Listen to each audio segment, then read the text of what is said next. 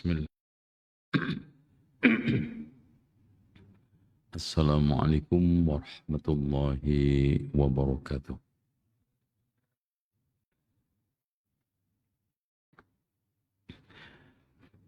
Innal hamdalillah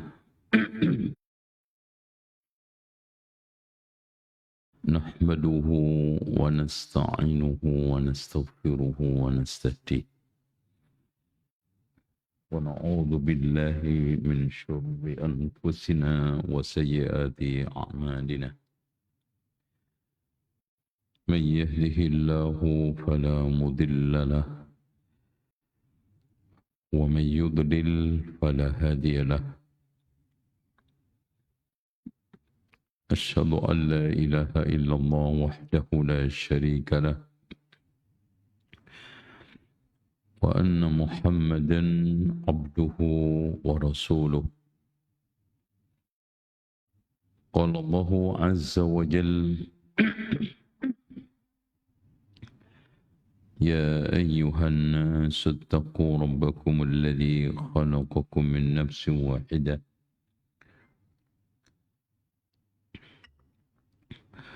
وخلق منها زوجها وبث منهما رجالا كثيرا ونساء واتقوا الله الذي تساءلون به والأرحام إن الله كان عليكم رقيبا.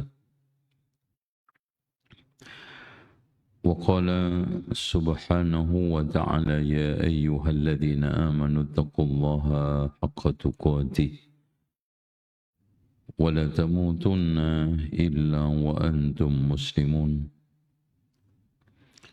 وقال تبارك وتعالى يا أيها الذين آمنوا اتقوا الله وقولوا قولا سديدا يصلح لكم أعمالكم ويغفر لكم ذنوبكم ومن يطع الله ورسوله فقد فاز فوزا عظيما.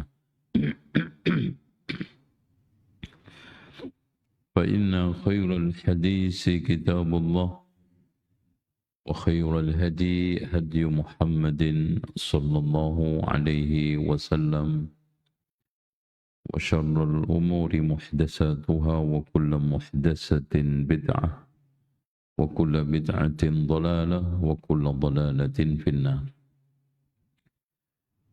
Hadirin sekalian, Bapak Ibu yang dirahmati Allah, kita kembali lagi membedah kitab Fawaidul Fawaid karya Imam Ibnu Qayyim Al-Jauziyah. Kita dah sampai pada pasal ke-6. Az-zinatul halal, perhiasan yang halal. Rasulullah mengungkapkan dengan 3 ungkapan atau dengan 3 hadis. Yang pertama, innallaha jamilun yuhibbul jamal. Allah itu indah, mencintai keindahan. Hadis yang kedua, innallaha nadhifun yuhibbun nadhafah. Allah itu bersih, cinta kebersihan. Kemudian hadis yang ketiga, innallaha thayyibun la yaqbalu illa thayyiba. Allah itu bagus, tidak menerima kecuali yang bagus. Dari hadis ini kita mendapatkan ungkapan yang sempurna dari hadis Rasulullah tentang kebaikan. Yaitu apa? Indah, bersih, bagus. Indah, bersih, bagus. Indah, bersih, bagus ini, indah, bersih, bagus, kita dituntut tidak hanya di dalam masalah zahir dan juga batin, bahkan zahir batin.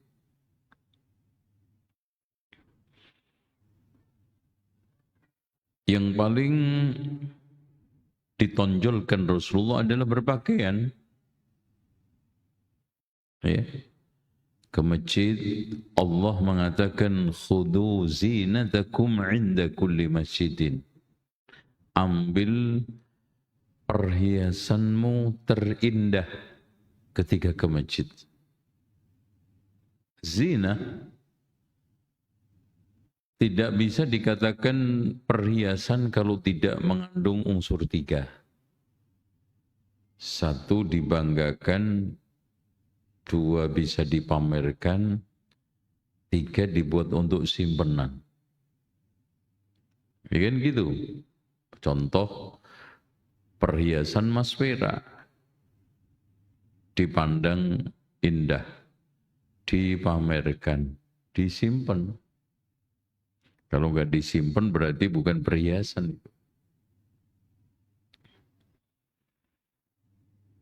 Makanya cukup kontras di antara kaum muslimin ketika masjid pakai pakaian asal. Ya. Ketika saat hari raya, Rasulullah diungkapkan oleh Imam Ibnu Qayyim, kana yalbasu lil khuruji ilaihima ajmala thiyabihi. Rasulullah untuk berhari raya, di dalam berhari raya mengenakan pakaian paling bagusnya. Tuh. Kenapa? Karena Rasulullah SAW sendiri mengatakan Allah itu indah, mencintai keindahan. Allah itu bersih, mencintai kebersihan. Allah itu bagus, mencintai, tidak menerima kecuali yang bagus. Apalagi di dalam ucapan, perbuatan, dan akhlak. Di dalam ucapan, Allah cukup memberikan ungkapan agar kita itu bertutur bahasa bagus. Makanya Islam itu sangat menekankan kesantunan di dalam berbahasa.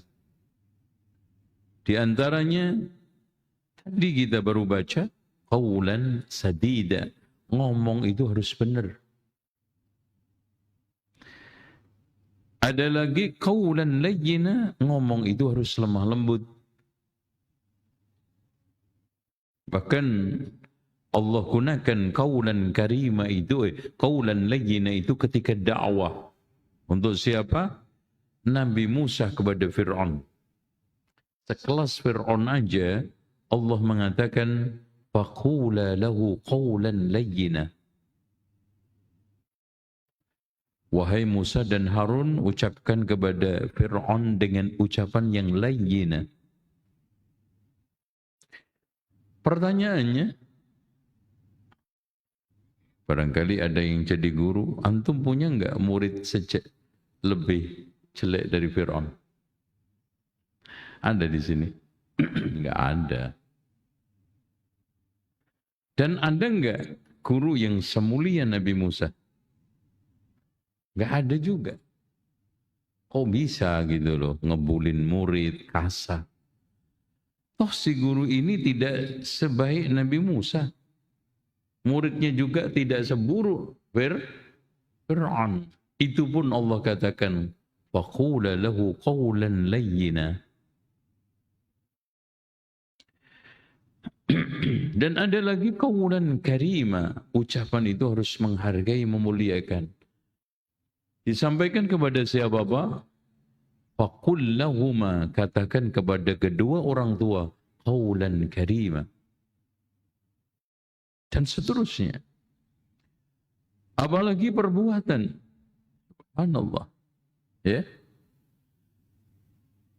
Makanya di sini ditegaskan oleh Imam Ibnu Qayyim Al-Jauzi, Masya Allah, ungkapan yang cukup indah nih. Karena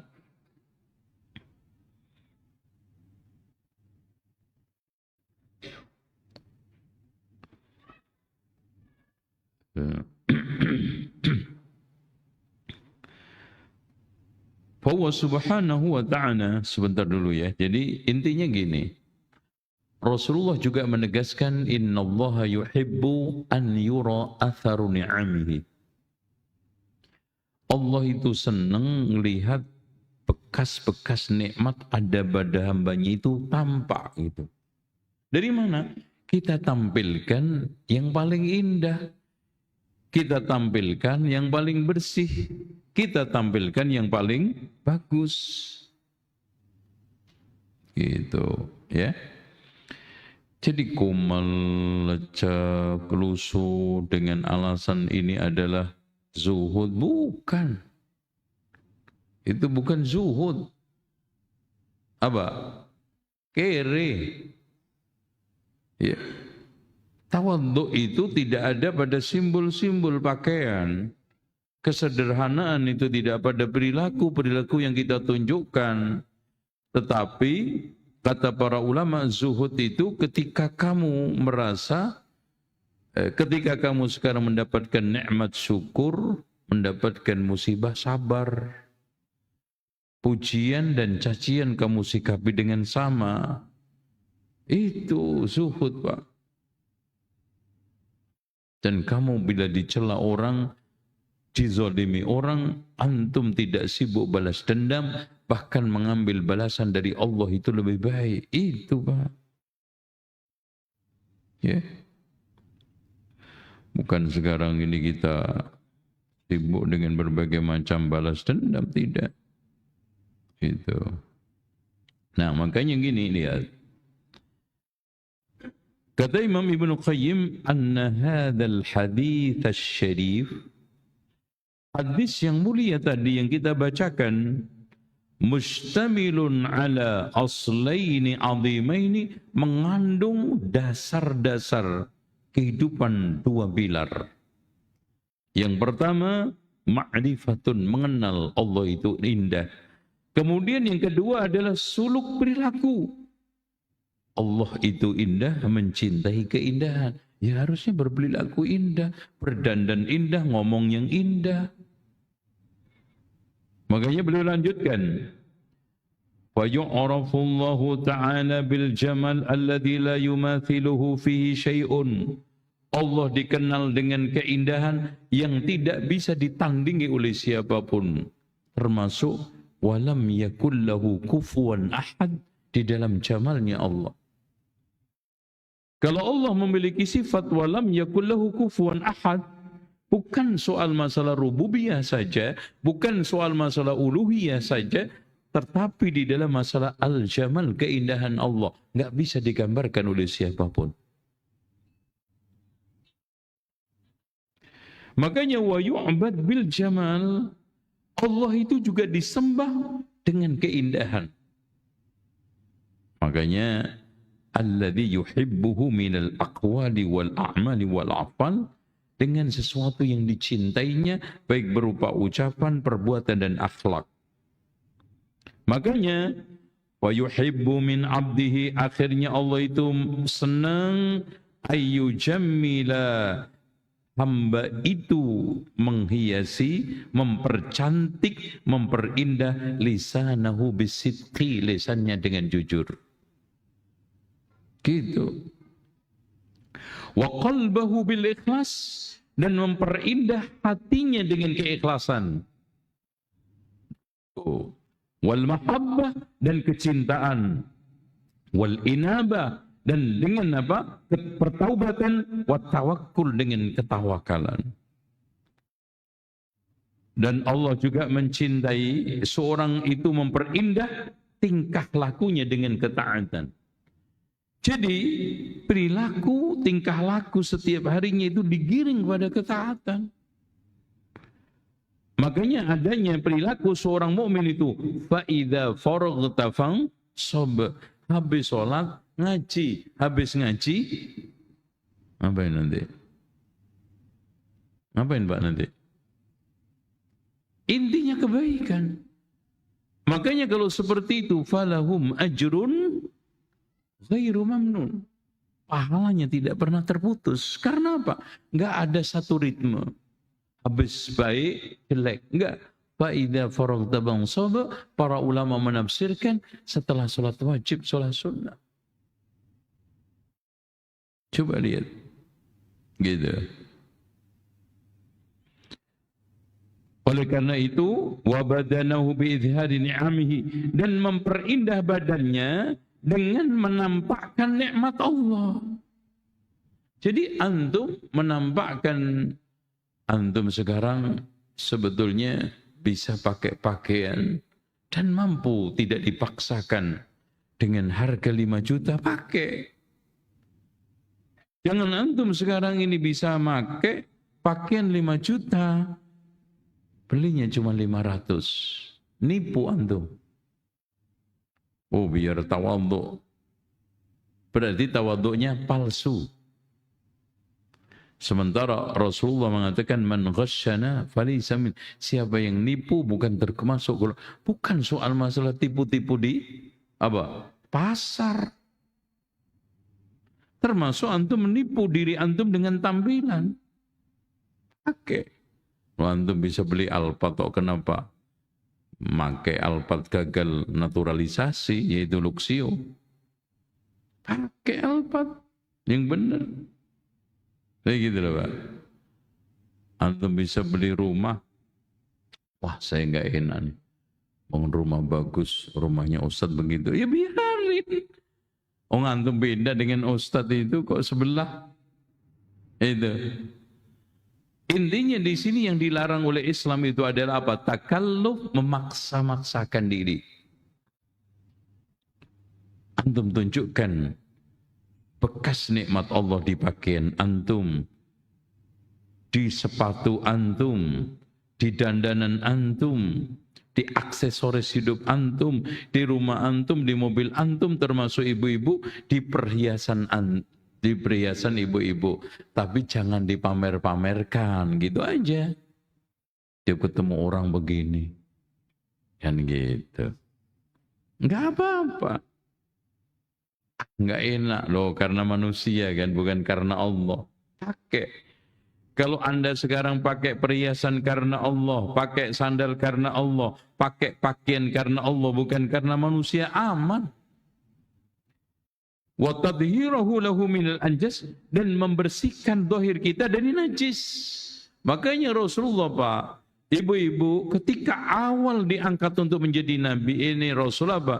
Ya ayyuhal muddaththir qum fa'andir wa rabbaka fakabbir wa siyabaka fatahhir.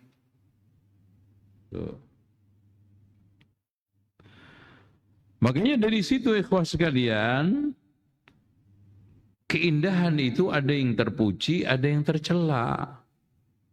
Itu kata Imam Ibnu Qayyim. Keindahan yang terpuji adalah maka lillah, apa-apa yang ditujukan karena Allah. Saya pakai baju ini bukan karena fulan-fulana, tapi karena Allah, ngaji. Aman. Lah kalau ada orang, wih pamer ya, itu kan persepsi orang, biarin. Saya nggak pernah pamer kok. Ini perintah Allah lewat lisan Rasulnya. Saya disuruh oleh Rasulullah menunjukkan bekas-bekas nikmat Allah di pakaian saya. Bekas-bekas nikmat Allah di sepatu saya, di kendaraan saya, di rumah saya. Intinya lillah enggak. Cuman kan kita gitu. Ah, mantas enggak ya dilihat temen. Nah, itu yang jadi masalah nanti. Ya Bu ya. Ini ada enggak ibu-ibunya? Halo. Oh iya, lagi dibahas enggak ada, rugi deh. Wa ana ala ta'ati. Nah, ini yang tidak setelah lillah, membantu untuk taat kepada Allah. Saya baju seperti ini supaya sholat saya sah. Saya pakai baju seperti ini supaya walimah yang itu adalah perintah Rasulullah hadir. Bagus. Loh. Wa ana ala ta'atillah. Saya siapkan bahkan Masya Allah perbekalan semua supaya haji saya lancar. Ta'atillah. Umroh saya lancar. Ngaji saya juga lancar. Wa tanfidhi awamirihi. Dan menjalankan semua perintahnya. Wal istijabah lahu. Dan mengabulkan seluruh panggilannya. Kalau seperti itu, Nggak ada yang kita harus persoalkan. Ibu sekarang pakai sepatu harganya 25 juta.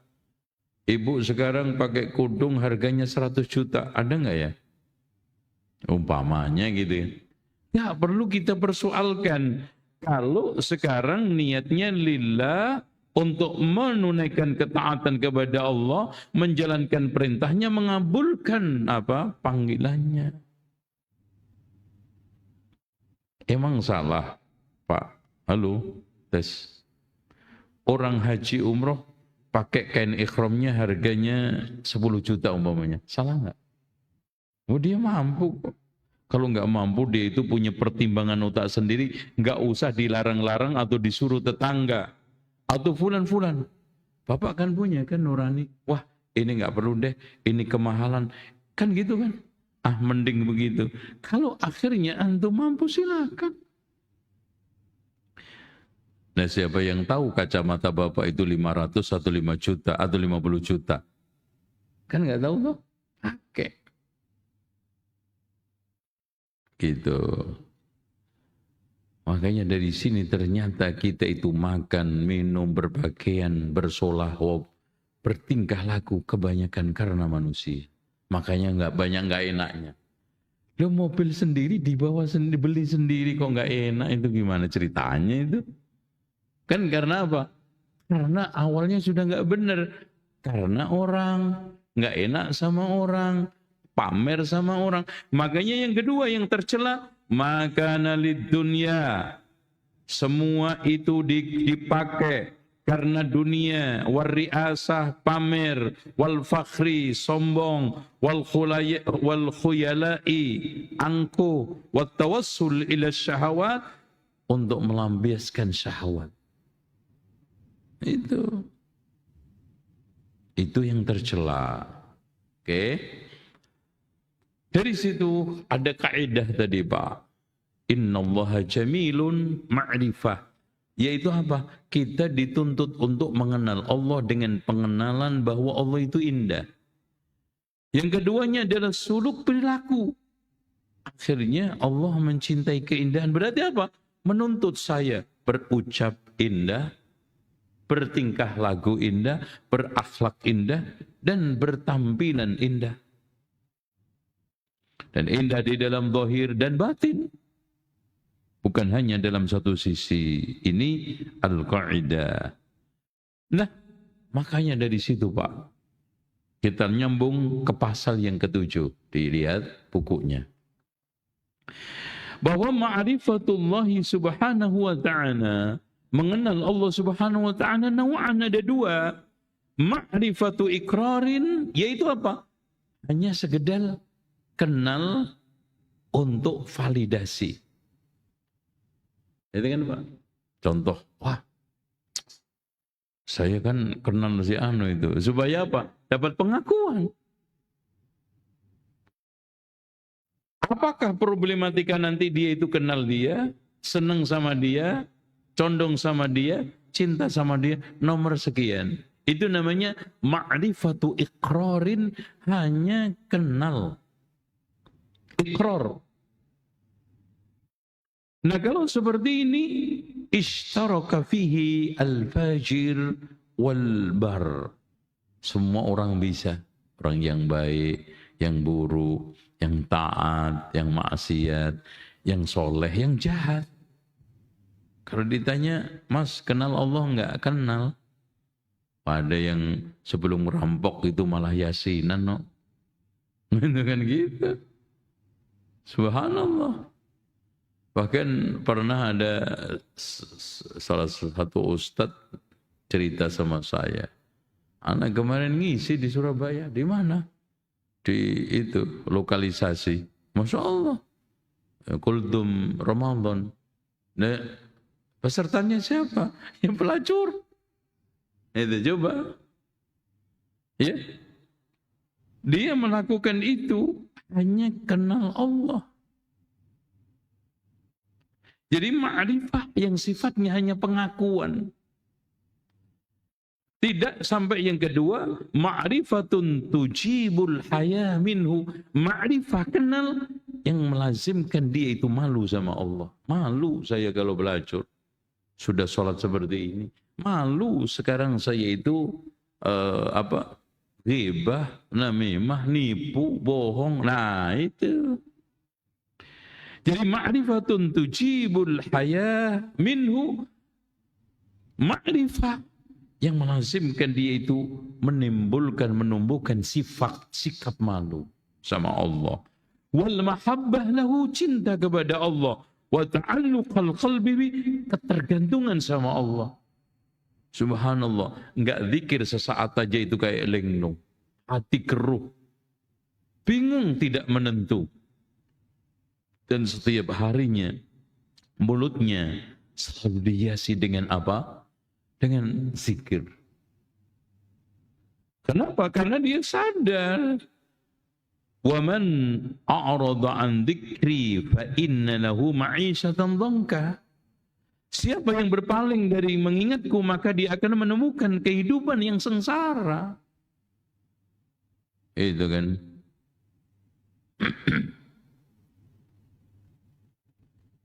Bahkan di dalam ayat yang lain, nuqayyid lahu syaitanan fahuwa lahu qarin. Saya akan temankan dengan setan. Dan akan terus menjadi apa? Teman lengket coba. Bukan malaikat tapi setan. Tapi kalau dia sekarang ma'rifah kepada Allah, pengenalan dia melalui rububiyah, uluhiyah, asma wa sifat, tauhid yang akhirnya melazimkan, wah, yang memberi rezeki kepada Allah. Saya selalu tergantung di dalam masalah kerja kepada Allah. Allah memiliki nama Al-Mu'min, memberikan rasa aman. Dalam masalah mencari keamanan, saya tergantung kepada Allah. Ketika Allah Subhanahu wa ta'ala memiliki sifat Asy-Syafi, ketika saya sakit, lengket bergantung kepada Allah. Karena yang memberikan sembuh hanyalah Allah.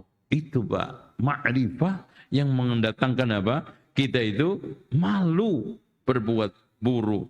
Malu kalau kita itu delay di dalam masalah kebaikan dan kesolehan. Dan cinta kepada seluruh kebaikan. Apa yang dicintai oleh Allah. Benci terhadap apa yang dibenci oleh Allah. Dan ketergantungan tadi itu. Wasyauq ila liqa'i, rindu ketemunya. Wa khasyatahu, dan dia takut kepadanya. Wal inabah ilaihi wal unsanabah ini. Jadi andaikan dia itu berzikir berjam-jam, tidak menerima kebosanan, tidak mengalami kejenuhan, karena apa? Makin lama makin mesra. Makanya Pak, ada doa yang diajarkan oleh Rasulullah SAW. Allahumma bi'ilmikal ghaib wa qudratika 'alal khalqi. Ya Allah, dengan ilmumu yang mengetahui perkara gaib, aku tawasul. Wa qudratika 'alal khalqi, dan kemampuan atas semua makhlukmu, enggak ada yang dikecualikan. Innallaha 'ala kulli syai'in qadir. Kepada Dajjal, kepada Fir'aun, kepada siapa? 'Ala kulli syai'. Enggak ada yang dikecualikan. Innallaha 'ala kulli syai'in qadir.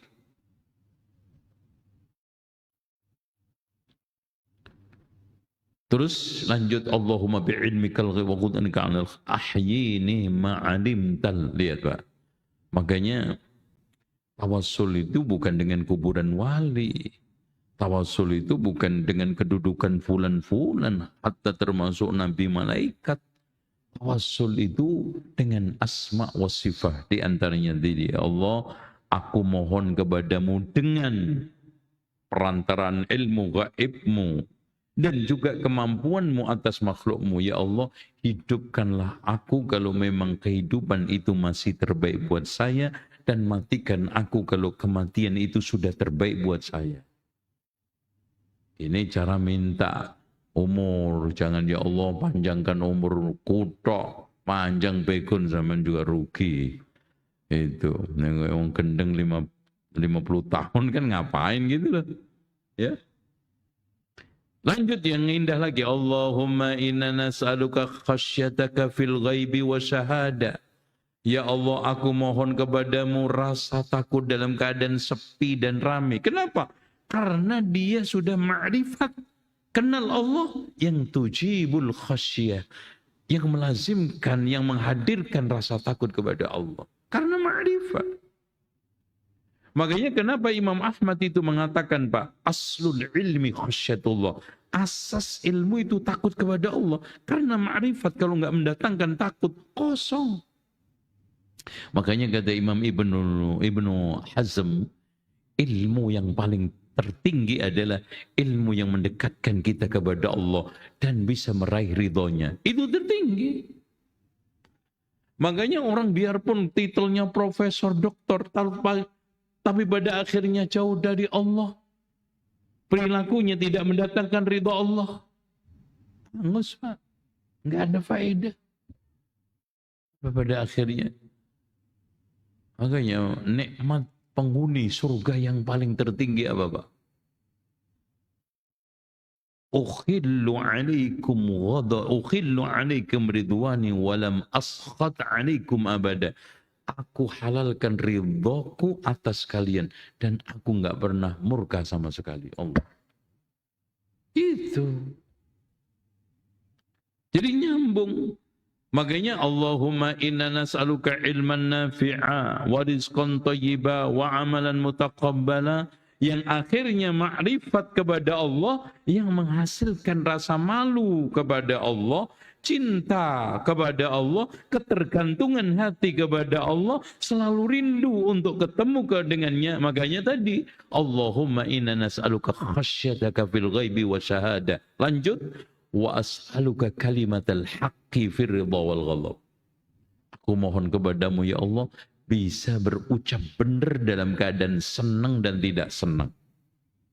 Lawan kawan. Kenapa, Pak? Karena orang itu kalau nggak punya ma'rifah yang menghasilkan khosyah tadi, dia nggak peduli. Sama temannya selalu iya-iya, sama musuhnya tidak-tidak. Tapi ini tidak. Dia bisa mengatakan iya kepada musuhnya, tidak kepada temannya. Wa as'aluka kalimatal haqq fir ridha wal ghadab. Dan itu sulit. Makanya adil itu bukan hanya soal kita membagi-bagi secara tepat hak orang, tapi yang tidak kalah pentingnya adalah apa? Kita bisa ngomong apa adanya, ngomong benar kepada lawan dan kawan. Suka nggak suka? Coba bayangin, Pak. Antum ditangkap. Bukan ditangkap. Gimana ya? Ditangkap petugas. Mau masuk Ka'bah. Antum pakai pakaian ihram. Umrah ulah. Yang suka pura-pura pakai pakaian ihram supaya bisa masuk Ka'bah, padahal enggak umroh. Ditanya, umroh enggak? Ya, umroh. Supaya apa? Lolos. Nah, itu Pak, ujian berat. Ya, saya enggak keluar. Gitu.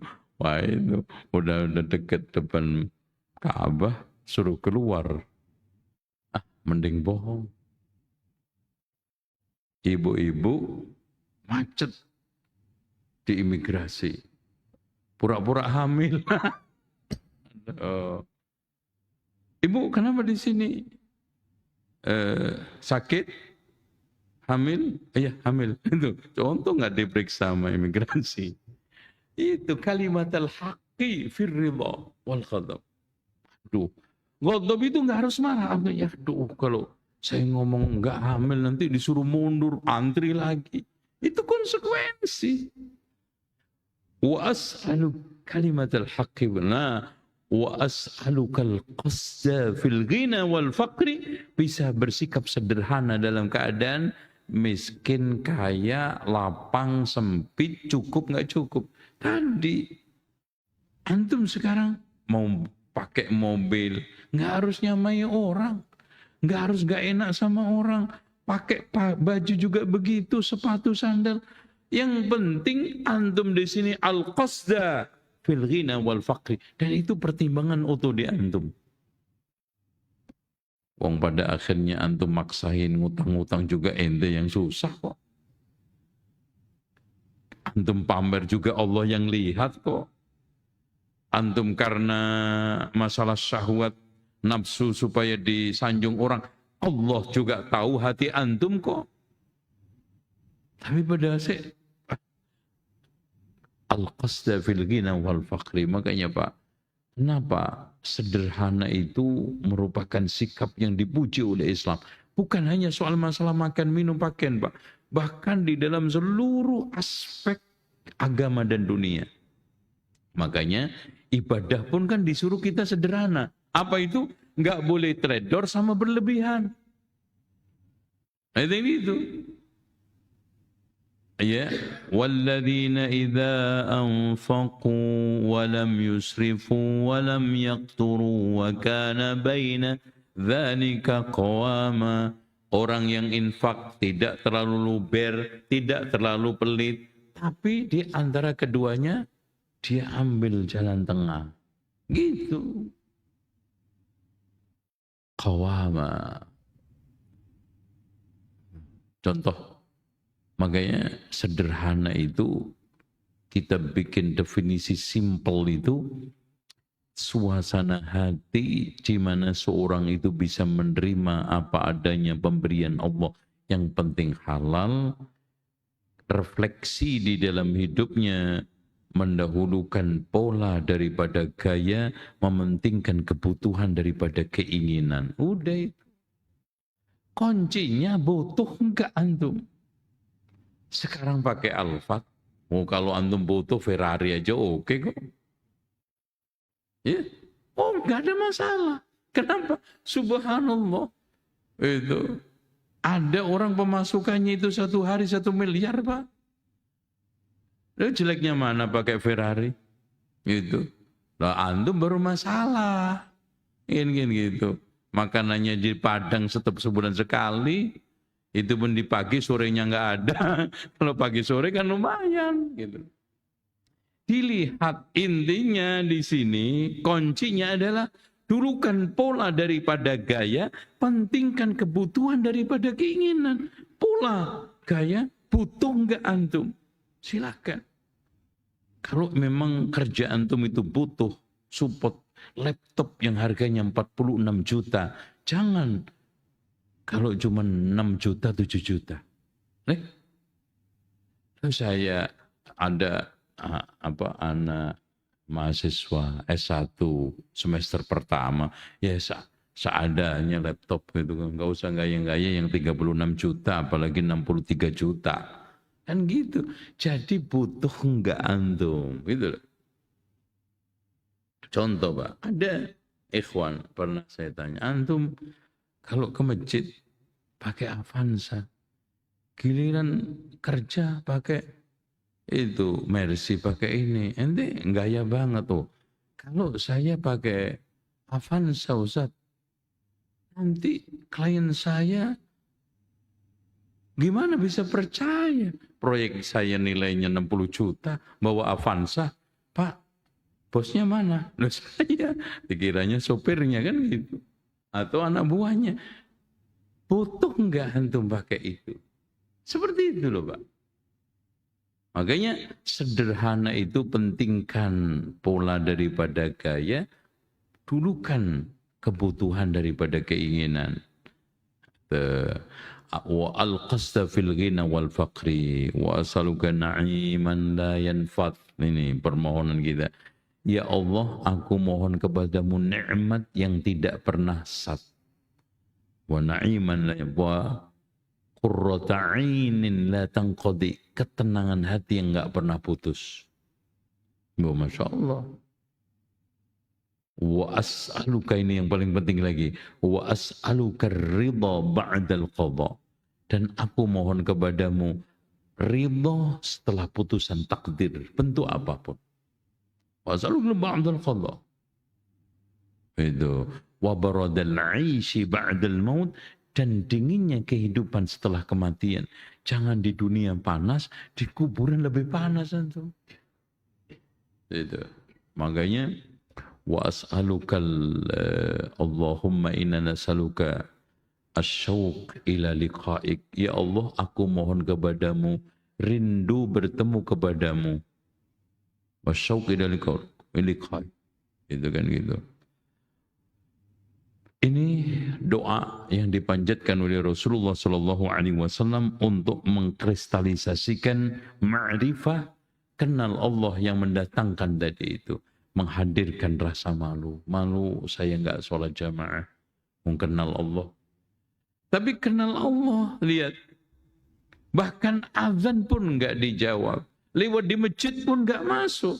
Ini namanya hanya pengakuan. Kenal Allah tapi nggak mendatangkan rasa malu. Antum ini loh, sudah lewat depan masjid. Antum ini sekarang udah masuk Ramadan, nggak puasa. Antum ini sudah kaya, punya duit. Bahkan untuk bayar ongkos haji, cukup nggak haji. Malu. Kalau seperti itu Pak, Masya Allah. Makanya doa yang kita panjatkan ketika habis sholat witir apa? Ya, sambil saya minum, saya ingin dengar. Jangan-jangan witirnya nggak pernah nyangkut ini. Kalau begitu pertanyaannya gini. Mana yang lebih utama, sholat 2 rakaat fajar yang dikatakan oleh Rasulullah khairun minad dunya wa ma fiha dengan witir? Hebat. Mana yang lebih utama?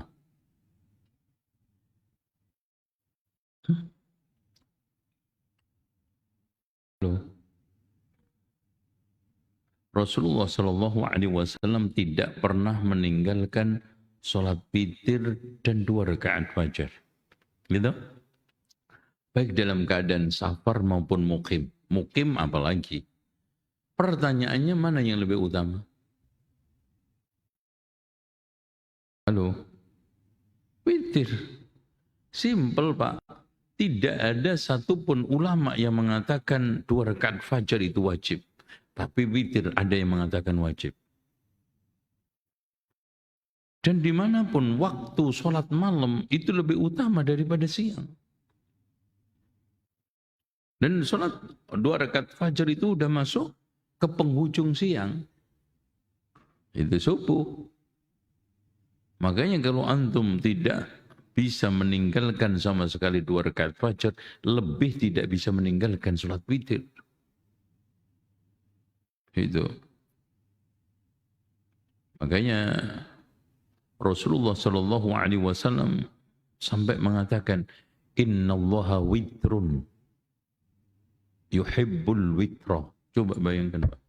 Rasulullah tidak mengatakan Innallaha witrun yuhibbu raq'atal fajr.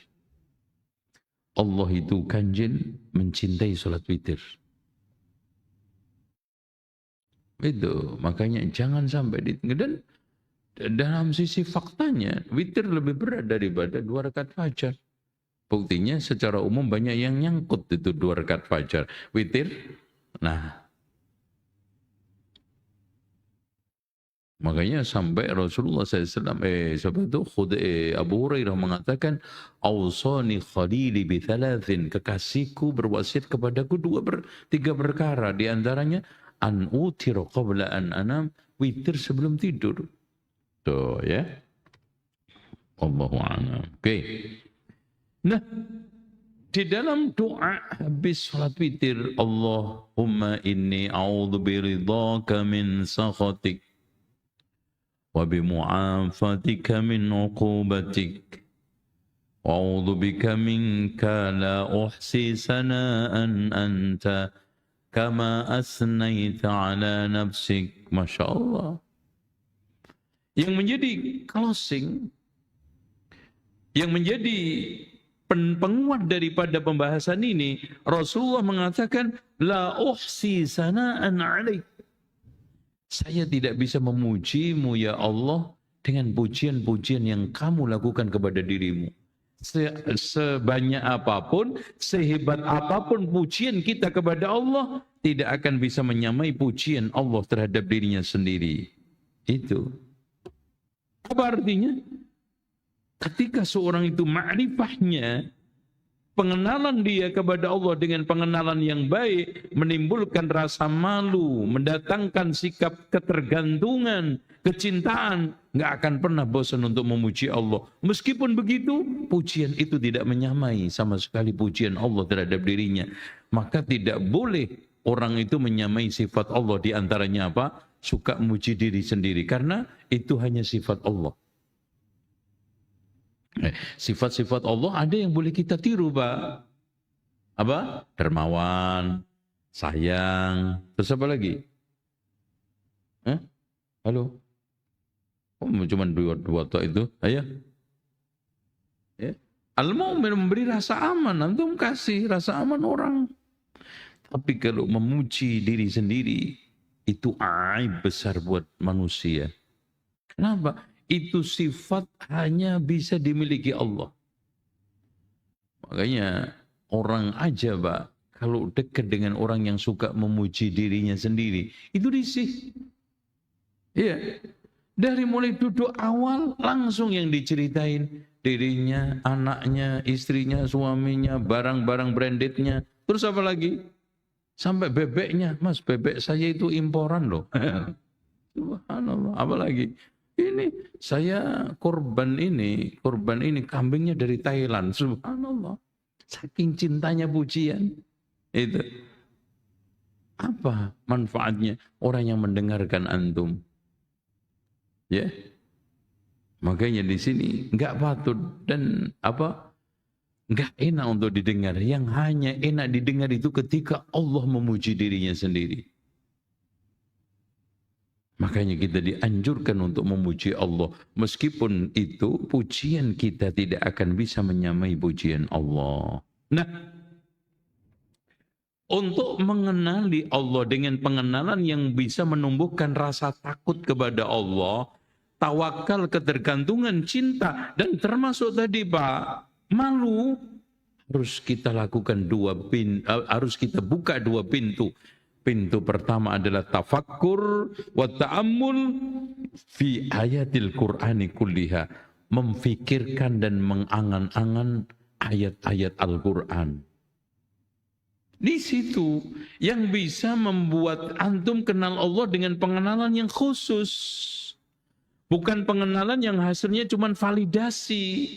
Ngaku saya kenal Allah, tapi maksiat jalan terus. Yang kata orang STMJ, sholat terus maksiat jalan. Kenapa? Karena pengakuan yang tadi hanya validasi, ikror. Aku tahu Allah, aku kenal Allah, aku cinta Allah. Mana buktinya? Tafakur antum. Dari ayat per ayat. Makanya Allah menganjurkan kita untuk tafakkur, ta'ammul, dan mencela orang yang membaca Al-Quran tanpa tafakkur. Itu di antaranya afala yatadabbaruna al-Quran am ala qulubin aqfaluha. Ini sindiran sebetulnya, Pak. Teguran yang lewat bahasa yang halus. Kenapa mereka itu tidak merenungkan Al-Quran? Apa hatinya itu ada gembok ya? Ini kan sama aja. Antum ngomong ke murid antum. Anak-anakku sekalian, kenapa saya sudah jelaskan sampai 4 kali loh. Saya jelaskan dengan berbagai macam penjelasan, yang visual, yang ceramah yang ini. Kok nggak paham-paham? Emang kalian ini, nah kan gitu. Teguran itu. Alam ya'ni lilladzina amanu an takhsha'a qulubuhum li dzikrillah wa ma nazala minal haqq wa la yakunu kalladzina utul kitaba fatala 'ainihimul amadu faqasat qulubuhum. Nah kan gitu. Allah tegur, bukankah tiba saatnya, sudah tiba saatnya, harusnya hati ini lembut, ingat kepada Allah, bisa merenungkan ayat-ayatnya, khusyuk.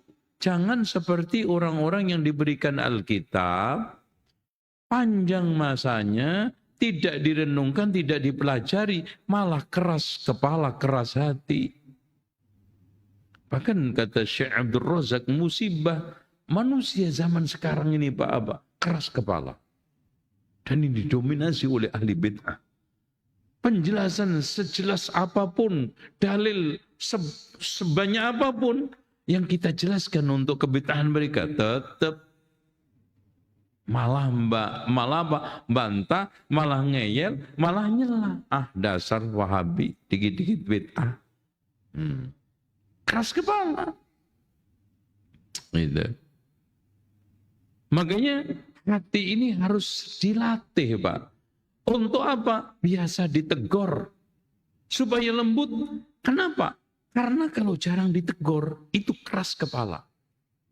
Makanya teguran itu penting. Dan Allah di dalam menghadirkan sekian ribu ayat, itu sebetulnya tujuannya untuk negur hambanya yang memang gampang lupa, gampang alpa, gampang salah.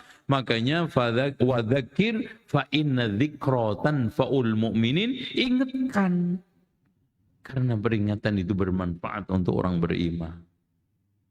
Cuma kita ini sering-seringnya tegur sapa dalam masalah urusan dunia, tapi kurang semangat tegur sapa dalam masalah urusan akhirat. Contoh, Mas, udah makan? Gampang kan? Coba sekali-kali, kok kemarin nggak ngaji, Mas? Ayo. Kok nggak saya lihat sholat jamaah? Emang sakit? Tapi ini yang harus kita biasakan. Apalagi, Mas, hari ini udah khatam berapa juz Qur'annya? Masya Allah udah. Udahlah, jangan nanya-nanya gitu. Rahasia. Padahal, ayo semangat. Al-Quran ini dihadirkan oleh Allah. Khairukum man ta'allama al-Quran wa'allama. Sebaik-baik kalian adalah yang belajar mengajarkan Quran. Dan untuk kita baca namanya ya Quran, artinya bacaan. Bahkan Quran itu tidak ada kebetulan diturunkan Allah 30 juz. Hari dibikin oleh Allah 30 hari. Tujuannya supaya satu hari satu tegur. Mas, sudah khatam belum bulan ini? Subhanallah. Udah haji belum? Sudah umroh belum? Masya Allah. Udah nikah lagi belum? Itu penting. Gimana? Teguran agama atau dunia itu? Pada ini konslet ini udah nggak bisa jawab. Udah, jangan pakai contoh itu. At-tafakkur fi ayatihil masyhuda. Nah, cara yang kedua adalah tafakkur di dalam ayat-ayat yang tampak, terpampang di dalam semesta.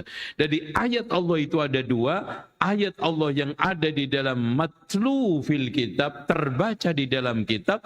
Matlu fil masyhad, yang terbaca di dalam alam semesta.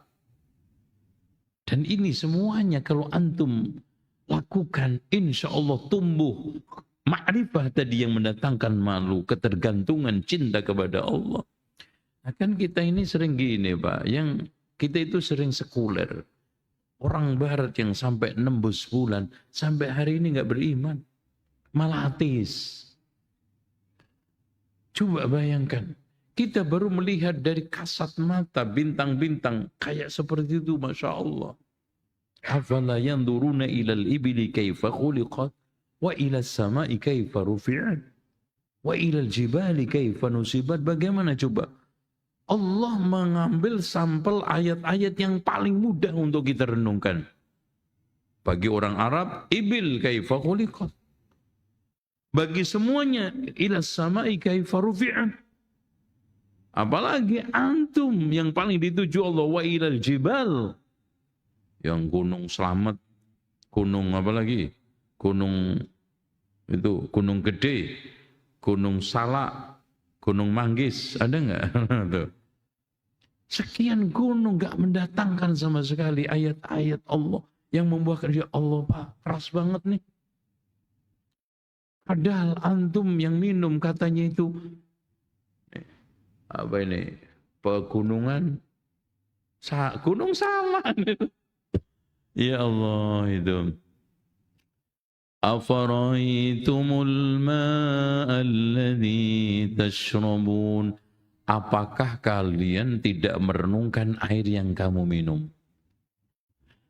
Afara'aytumul afara'aytum ma afara'aytumul ma'a alladhi tashrabun. Apakah kalian tidak merenungkan air yang antum minum? Dari gunung, gratis. Coba. Apalagi yang atas gunung, dari mulai macam-macam tumbuhan, flora, faunanya. Antum pernah ngitung itu berapa miliar triliun nilainya? Belum mineralnya yang terkandung. Kita cuman kan nguras, ngambil, nambang. Afala yanzuruna itu nggak pernah. Padahal Allah menyuruh kita apa? Qul siru fil ardi.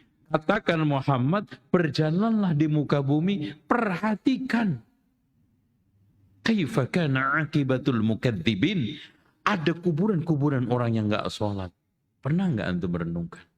Ada kuburan-kuburan orang kafir. Ada kuburan-kuburan yang dulu penentang Allah. Bahkan ketika kita itu mungkin ke wisata ke Mesir melihat piramid, di situ di belakangnya ada Fir'aun yang kita bisa afala yanduruna. Dan qul siru fil ardi fanduru. Yang itu semuanya kita saripatikan ma'rifah. Akhirnya kita kenal kepada Allah yang bisa menghadirkan rasa malu kita kepada Allah, rasa takut kita kepada Allah, tawakal ketergantungan kita kepada Allah, dan yang tidak kalah pentingnya kita lengket dekat dengan Allah.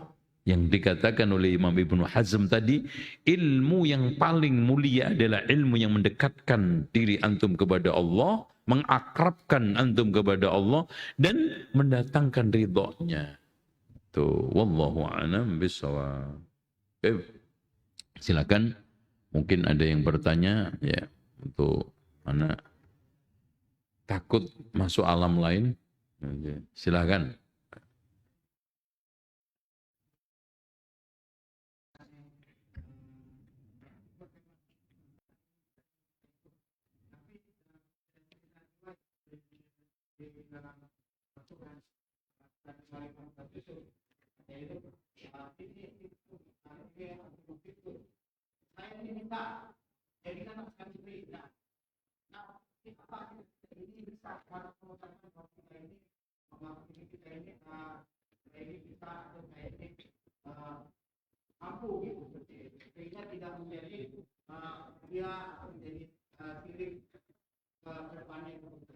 Baik.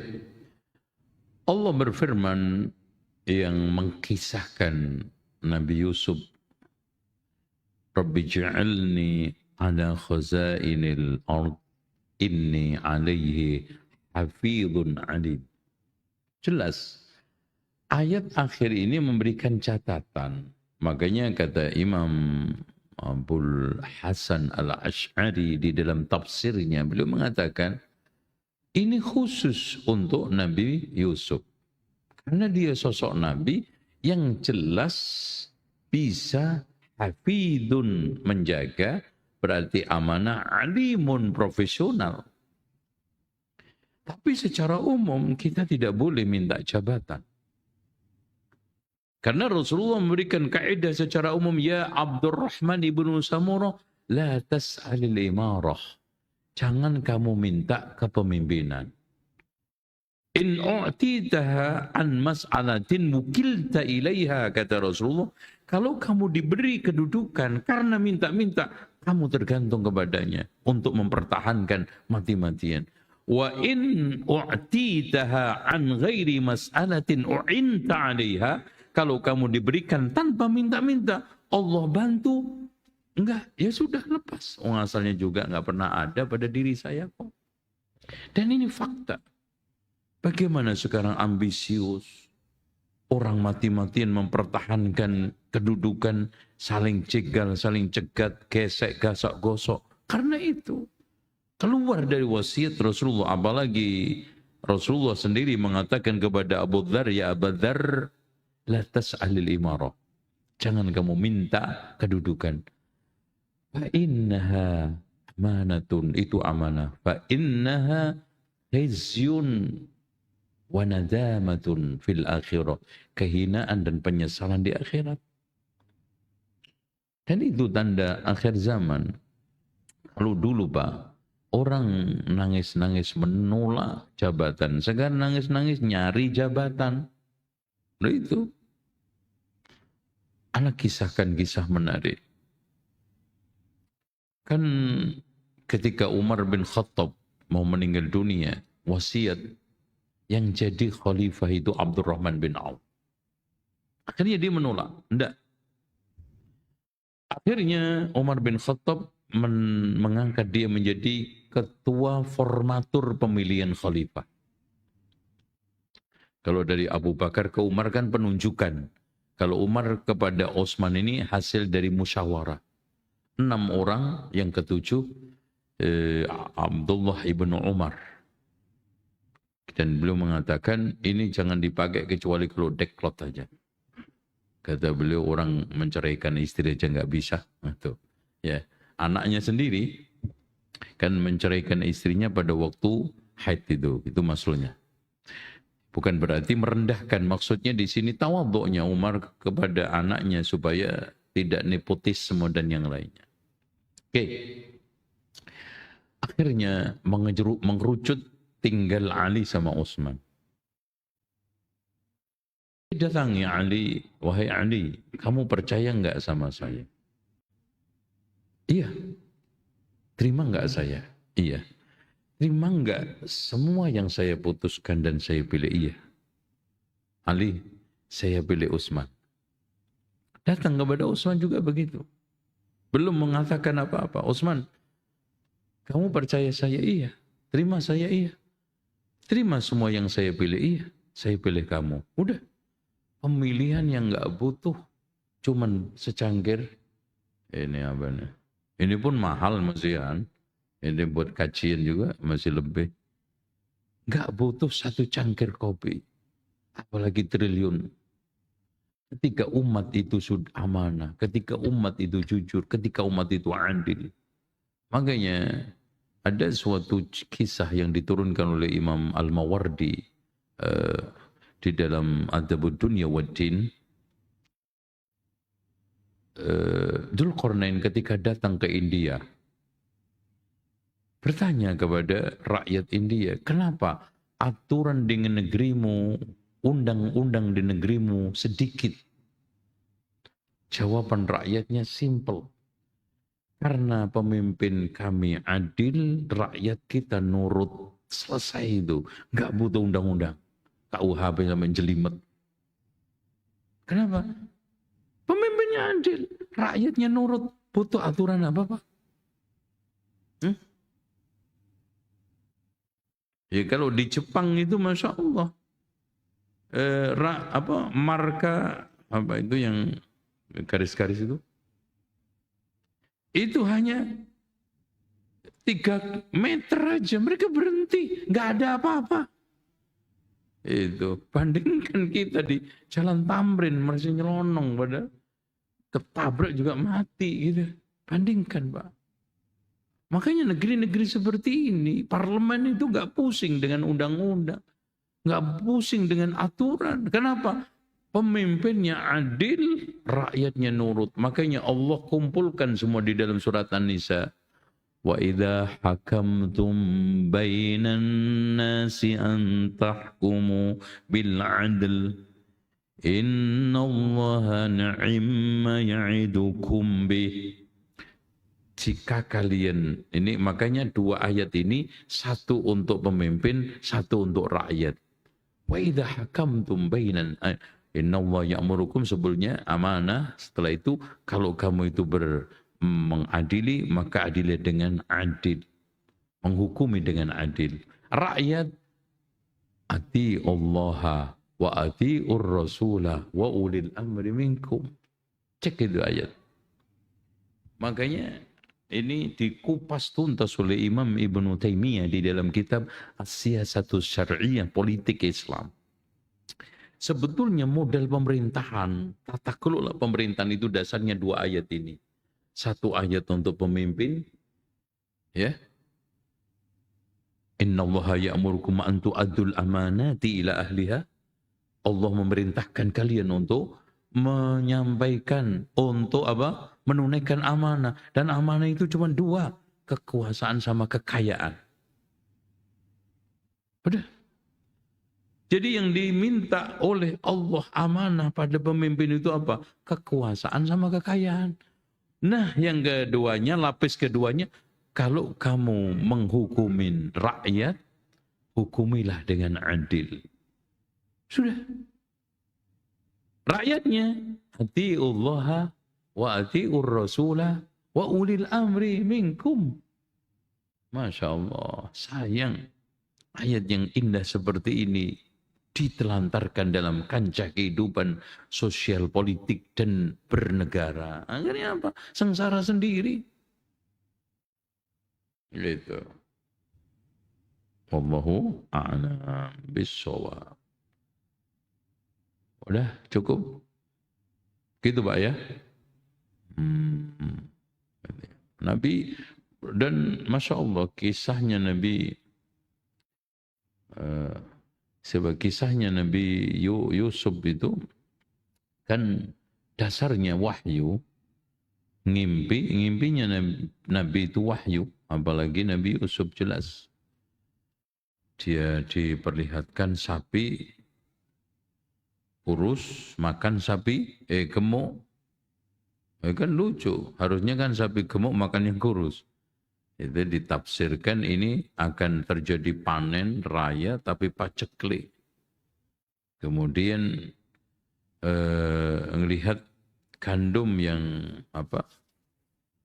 di mimpi itu, gandum-gandum itu jangan dimakan semua. Betul. Akhirnya fakta.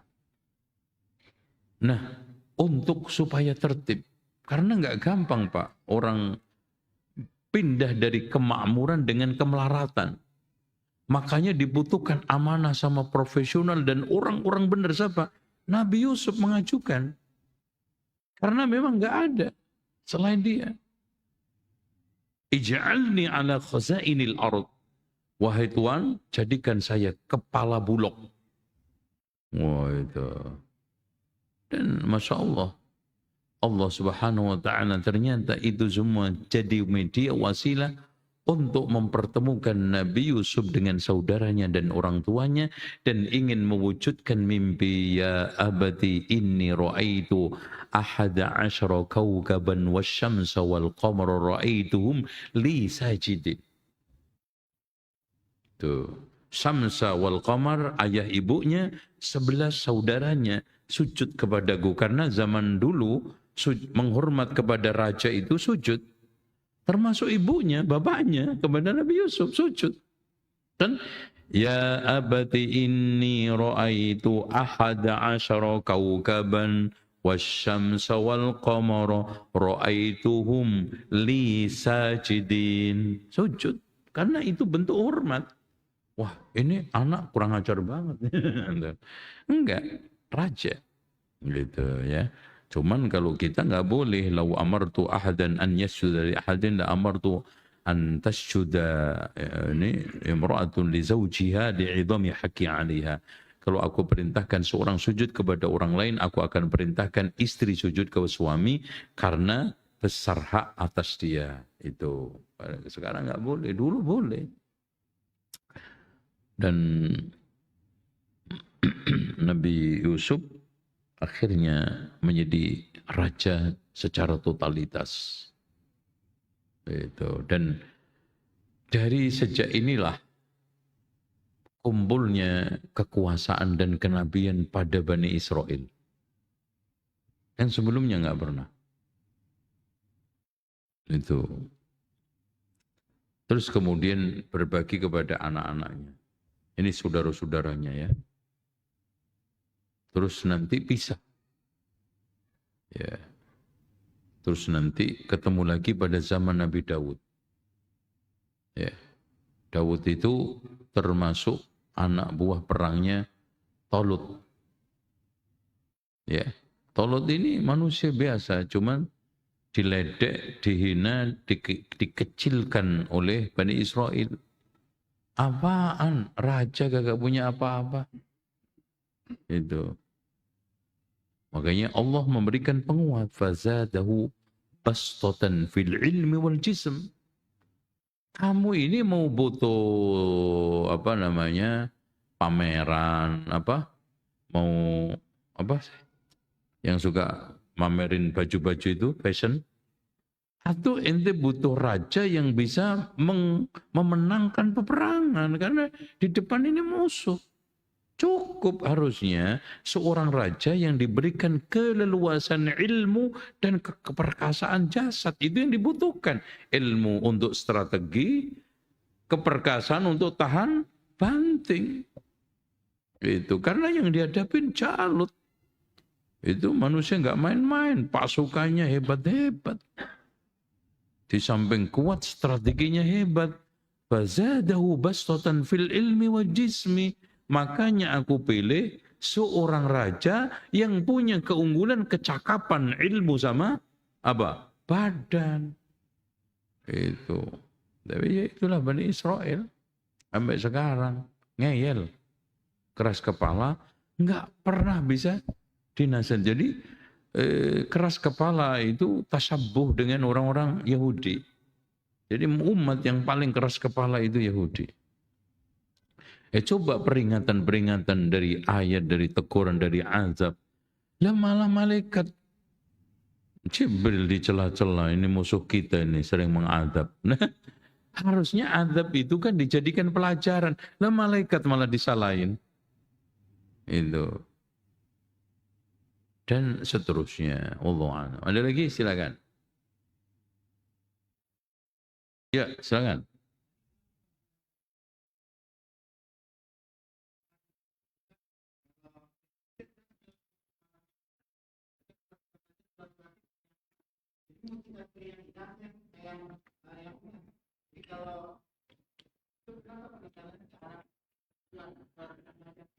Allah Subhanahu wa taala Rasulullah SAW mengatakan ij'alu akhiru salatikum bil laili witra.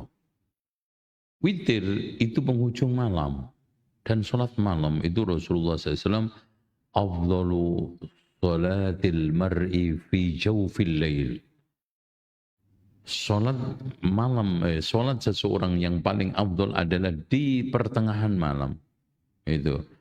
Makanya kenapa Allah itu Rasulullah SAW memuji dua salat maghrib sama witir karena maghrib itu dinyatakan oleh Rasulullah witrun nahar, witirnya siang itu maghrib, witirnya malam witir yang biasa itu, cuman yang siang diwajibkan Allah, yang akhir malam disunahkan oleh Allah, jadi hukumnya sunnah.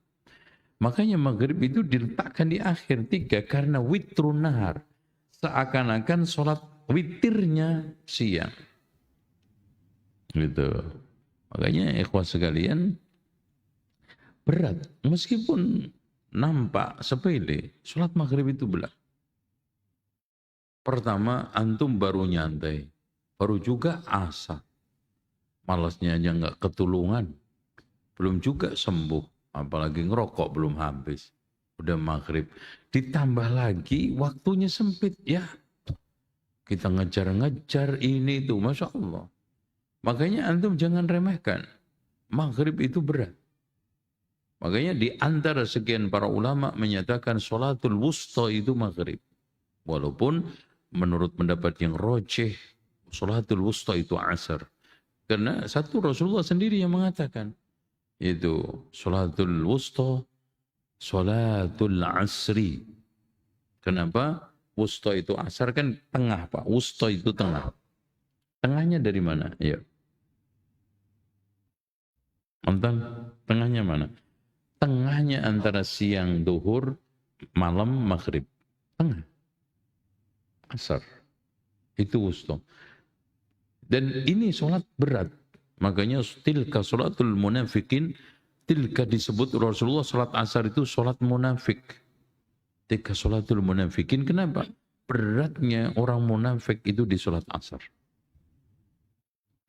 Kenapa Pak? Berat. Tidak maghrib sama Isya. Walaupun asqal Rasulullah mengatakan, tapi tilka salatul munafikin. Karena dilihat orang, tempatnya males. Kalau maghrib isya udah nggak dilihat orang, sholat di rumah pun masih aman. Sementara munafik itu kan show off, pamer kan. Yang potensi pamer masih mana? Asar. Ketahuan deh nggak sholat. Nggak sholat repot, sholat repot. Gitu. Kalau maghrib isya kata Rasul, asqalu sholatil munafikin sholatul isya wal fajr, sholat isya dan fajar. Karena tadi dari sisi dia itu pamrih nggak ada lagi, sehingga untuk sholat jadi berat. Karena malam remeng-remeng dilihat orang. Sementara alladzina hum yura'una wa yamna'una al-ma'un. Makanya kata Ibnu Abbas di dalam tafsir Al-Baghawi, surat ini Ara'aita alladzi yukadzibu bid-din al-ma'un, ini adalah surat utuh semua Allah jelaskan untuk munafiqun. Untuk melihat aja. Ara'aita alladzi yukadzibu bid-din. Makanya ada sholat tapi dicela kan. Kalau enggak sholatnya orang munafik enggak ada. Wailul lil musallin. Wailul lil musallin. Gitu. Ara'aita alladzi yukadzibu bid-din fadzalika alladzi yad'ul yatim. Kenapa, Pak? Karena orang munafik semangatnya infak yang mendapatkan nama. Ya infak itu ya ke mana? Ke mana, Pak? Orang-orang yang, ya jangan rakyat jelata lah, rakyat jelita nah baru dapat nama. Ara'aita alladzi yukadzibu. Nah kalau rakyat jelata enggak ada nama. Fadzalika alladzi yad'ul yatim. Oh, kalau sponsor dangdutan kenceng. Karena itu dapat nama. Oh, wah sekarang konser, wah saya aja itu berapa 500 juta, endeng. Nih tablek berapa 5 juta, ntar ngelus-ngelus lama. Makanya yang disetrika pertama kali nanti orang bakhil apa Pak? Jidat, lambung, punggung. Karena orang mau infak nggak jadi kan yang dilus sama batu. Aduh, itu gimana mas? Ntar aja deh mas gitu. Itu ditinggal tuh orang miskin, kasih lambung, pergi cuma ngelihat punggung. Jangan gitu ya Allah, nasib fadzalika alladzi yad'ul yatim wa la yuddu 'ala ta'amil miskin. Apalagi yatim, aduh manusia nggak berstatus. Apa yang saya infak untuk dia, untuk apa? Nama enggak, popularitas enggak, suara enggak, yatim. Belum punya hak pilih, katanya kan gitu, yatim. Kenapa didorong juga oleh Allah, Pak? Allah yang dorong. Barangkali dia itu menjadi orang potensial lebih daripada antum. Karena yatim, enggak tahu. Potensinya masih, Masya Allah, perlu digali. Makanya Allah menggunakan fadzalika alladzi yad'ul yatim wa la yahuddu 'ala ta'amil miskin. Kenapa? Rasulullah sampai mengatakan ana wa kafilul yatimi kahataini, saya dengan orang yang jamin anak yatim seperti.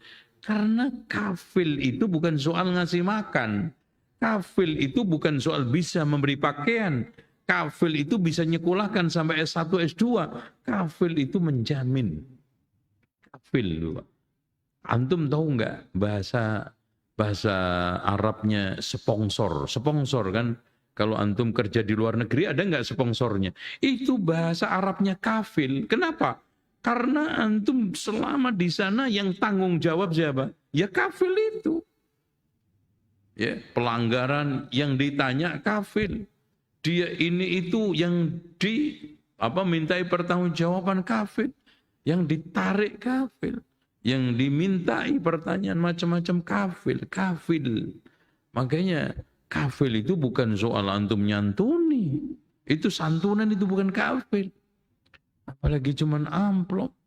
Isinya 200.000, 300.000. Itu pengembira, bukan kafil. Yang dijamin oleh Rasulullah, ana wa kafirul yatimi kahataini fil jannah. Seperti ini. Maksudnya dekat. Yang jamin pendidikannya, masa depannya, sekolah, ekonomi, pakaiannya, tempat tinggalnya, makan minumnya, jamin. Kenapa? Karena orang ini barangkali brilian. Di situ ada kekuatan dakwah, di situ ada kekuatan Islam, di situ manfaat untuk umat. Dari anak yatim itu, rawat dengan baik. وَذَلِكَ الَّذِي يَدُعُّ الْيَتِيمَ وَلَا يَحُضُّ فَوَيْلٌ لِلْمُصَلِّينَ الَّذِينَ هُمْ عَنْ صَلَاتِهِمْ سَهُونَ الَّذِينَ هُمْ يُرَاءُونَ وَيَمْنَعُونَ الْمَاعُونَ. Kalau enggak ada maslahat nama tenarnya, jangankan dipinjemin motor, Pak. Palu aja enggak keluar. Itu munafik. Palu aja enggak keluar. وَيَمْنَعُونَ الْمَاعُونَ. Apalagi pinjam mobil, Alphard. Apalagi sekarang menyiapkan rumah untuk Ibnu Sabil. Wayamna'unal ma'un, obeng, tang, paku. Itu apa namanya? Palu. Nggak keluar. Tapi ya gitu, memang penyakit pinjam-meminjam barang begini nggak balik. Ada yang orang yang mendiriin bengkel dari pinjaman. Semua. Palu, kunci Inggris, semuanya. Ngumpul, buka tuh bengkel. Ternyata semua pinjam. Kasih balikin. Tapi kalau nggak balik juga ikhlaskan antum, Pak. Soal masalah pinjam meminjam sama tetangga. Karena hari akhir itu su'ul jiwar. Banyaknya tetangga yang buruk. Banyaknya tetangga yang brengsek. Itu tanda kiamat. Makanya antum banyak ngalah. Ya seandainya nggak pinjam obeng nggak balik, ya sudahlah. Anak beli aja. 10.000. Obeng dari Cina tuh. 10.000. Membuat tetangga antum anteng, nah gitu, udah beli aja. Wah, beli lagi, pinjam lagi, hilang lagi tuh Pak, sodako. Toh antum masih juga pengen sodako kan? Nunggu Pak Ogah, nunggu Ramadan, nunggu tetangga nih pinjam lagi, balik lagi, alhamdulillah ya Allah. Nih kursi Inggris Pak pinjam, nggak balik lagi, alhamdulillah. Alhamdulillah. Itu, ya udah. Konsekuensi su'ul jiwar itu. Ya kadang-kadang minjem motor balik kering, motornya nggak ada bensin. Alhamdulillah ya Allah, anak hari ini sedekah bensin. Kan jarang Pak orang sedekah bensin. Kapan antum ayo sedekah BBM? Jarang. Kapan dipinjam tetangga balik kosong. Nah itu, ya senasib, isi lagi, ya udahlah bismillah. Seperti itu. Karena apa? Karena kata Rasulullah SAW, la yu'min, la yu'min, la yu'min. Nggak beriman, nggak beriman, nggak beriman. Sampai 3 kali. Man la ya'man jarahu bawa'iquhu. Yang tetangga merasa nggak aman dengan gangguannya. Ya udahlah. Anak nggak mengusik ketenangan dia. Gara-gara obeng terus rame. Gara-gara kunci Inggris terus patuh. Tengkar, nggak sapa-sapaan. Coba Pak, harganya singkur-singkuran, syukur-syukuran, syukurin lo, mudar. Gara-gara obeng. Ayo, ya udahlah, ngalah antum. Kan gitu. Kan zaman gampang kan, zaman syukur-syukuran, sungkur-sungkuran, singkur-singkuran. Nggak, ya singkur-singkuran, pura-pura nggak ngelihat. Itu zaman. Singkur, syukur-syukuran, syukurin lo, kapok lo, motornya nabrak tuh, makanya kualat, syukur-syukuran. Itu, makanya kita ngalah. Wayamna'unal ma'un. Jangan antum halangi. Makna dari wayamna'un, antum jangan menghalangi. Tetangga pinjam kompak, oh silakan. Itu nanti diletakkan di situ ya Mbak, ya Bu, ya Mas, ya udah, ya Pak, aman, aman bener, alhamdulillah, hilang, aman, nah, itu kan gitu, ya nggak apa-apa, beli lagi, gitu, untuk supaya ya aman jarahu bawaikau, tetangga merasa nggak aman, gitu. Wah antum kalau sifatnya seperti itu Pak, dikenang pindah kemana aja, selamatan tuh. Maksudnya ya Allah kehilangan banget. Kenapa Mas? Susah minjem sekarang. Itu kan gitu. Oh ingat terus sama antum. Kita ngelihat tangnya ngelihat antum, ngelihat obengnya ngelihat ingat antum. Alhamdulillah begitu. Oke? Setuju nggak nih? Kayaknya gak setuju nih. Oke, ada yang ini tanya, silakan. Cukup? Nggak ada? Masya Allah. Ya, silakan Mas.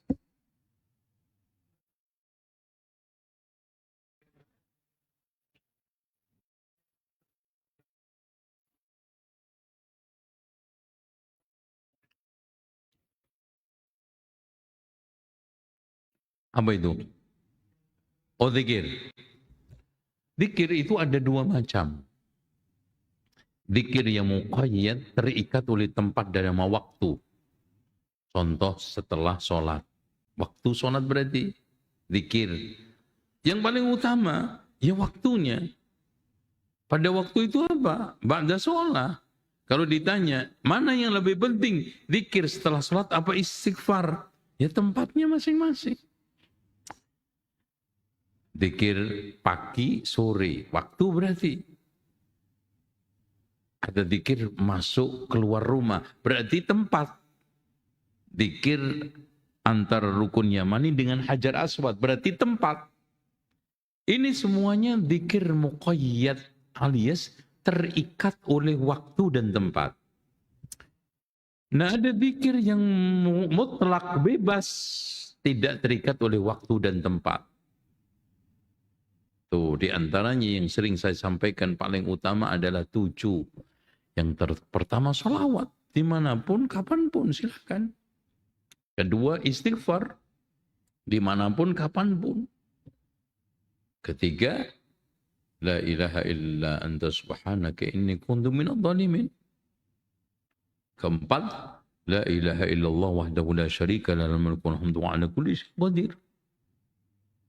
Kelima, ya dzal jalali wal ikram. Bahkan Rasulullah alidzu bi ya dzal jalali wal ikram, perbanyaklah melafadzkan. Rasulullah hanya menyuruh melafadzkan la ya dzal jalali wal ikram. Keenam, hasbunallah wa ni'mal wakil. Ketujuh, subhanallah walhamdulillah wa la ilaha illallah wallahu akbar. La haula wa la quwata illa billahil aliyyil azim. Ini zikir mutlak yang paling bagus setelah Al-Quran. Kecuali jangan dilakukan di dua tempat. Di dua keadaan.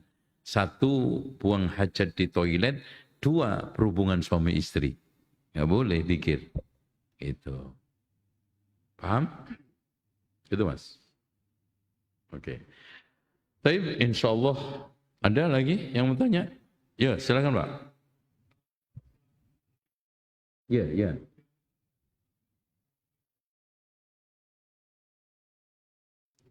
Ya, intinya kalau yatim itu umur ya.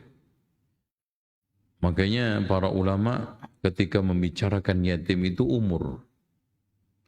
Walaupun antum menyempurnakan sampai mandiri itu sunnah.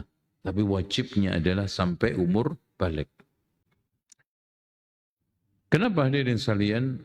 Karena makanya Rasulullah SAW juga menyuruh untuk mengasihkan harta ketika sudah umur balik. Karena dia sudah mulai bisa berpikir, butuh. Kebutuhan sudah mulai dewasa, bermacam-macam. Tetapi wajibnya umur balik, sunnahnya antum terserah sampai mandiri. Karena orang kadang-kadang kalau soal mandiri itu bukan soal umur. Makanya ada umur secara kronologis bisa 42, tapi biologisnya 24.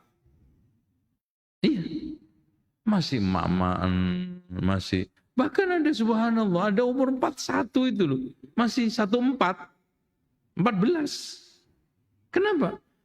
Masih minim sekali kedewasaannya. Itu makna umur kronologisnya sudah tinggi, tapi biologis psikologisnya masih rendah. Anak yatim juga begitu dan Masya Allah. Di antara sekian banyak anak masalah itu, dilahirkan dalam keadaan yatim. Makanya makanya Allah dan Rasulnya itu banyak memberikan motivasi, karena biar anak ini nggak bisa menjadi beban, nggak menjadi beban negara, nggak menjadi beban umat, itu rawat, gitu Pak. Wallahu a'lam bishawab. Insyaallah kita akhiri dengan kesimpulan bahwa kali ini kita membahas tentang Allah itu indah, Allah itu bersih, Allah itu bagus. Ini memberikan tuntutan dan tuntunan kepada kita dua, yaitu ma'rifatun wa sulukun, pengenalan dan perilaku.